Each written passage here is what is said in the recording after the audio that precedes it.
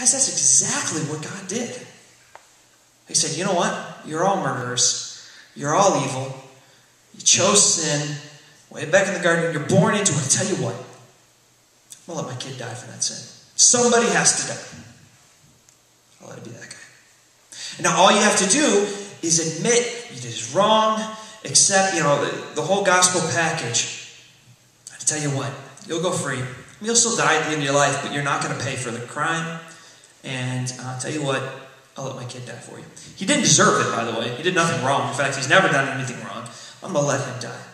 Now, in this scenario, the kid has to die, right? Somebody has to die for the crime. That's the way it was with the cross. Somebody had to die. And Jesus said, you know what? Might as well be me. He took it upon himself and he died. But guys, it's not the end of the story. Because again, is Jesus the first person in history to die for somebody else? Is he the first, quote-unquote, innocent person to die so that a guilty person doesn't have to? No, there's heroes in history. All throughout history have done that. There's people today who still do that. Is Jesus' death on the cross alone what saves us? Is that the victory?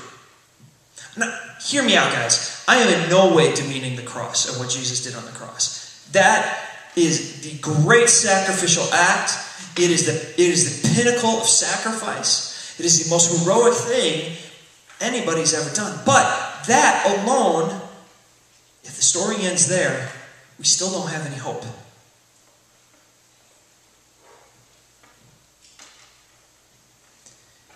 If Jesus died and that was it,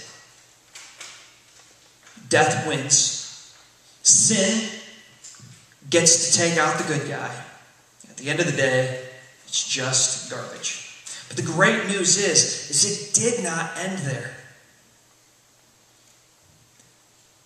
See, God's perfect plan, though crazy compared to how probably most humans would have drawn it up, had his hero coming, even though it wasn't, he didn't cave, he didn't give everybody what they wanted, he gave them what they needed. Somebody who was willing to die for them. Somebody who was willing to say, I will die in your place. And he does that, and he dies, and it seems like failure to everybody else, but it wasn't, because that's not the end of the story. Guys, Good Friday is not good at all without Easter. See, the key moment in the saga is when Jesus says, you know what? Death can't keep me down. I am bigger than that. And he comes back and he reigns as king over everything, over creation in the world. And I know it's like, what? That sounds crazy. Yeah, it takes some faith, absolutely. But I can tell you this. Death on the cross equals a failed Messiah. That is what history says. You die on the cross, you failed. But to die on the cross for everybody's sins when you didn't deserve it, and then come back 3 days later and say, yep, that's the best you got. That is what makes Jesus the Messiah. That is what makes Jesus your king. He was willing to take on all the garbage, all the sin, and all the hate and say, yeah, I don't deserve this, but I'm going to take it. And then he kicked its butt and came back. He didn't let it beat him. And we need to think about this for a second, guys. See, just because you believe in Jesus doesn't mean that death will not eventually take you. I mean, do Christians die? Every Christian dies, right? Unless they happen to live to the rapture or whatever, right? Every Christian's going to die, right? But see, so when somebody says Jesus conquered death, have you ever been like, nope? Have you ever thought that for a second? Like, wait, if you beat it, why do we still die? Anybody? Seriously, anybody ever think that? Am I the only one who's ever? All right, I'll stand alone on that one. But think about it for a second. I mean, we still die. Why? How has Jesus conquered death?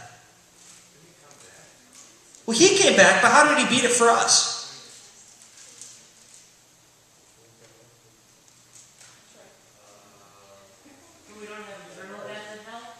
Yeah, Seamus?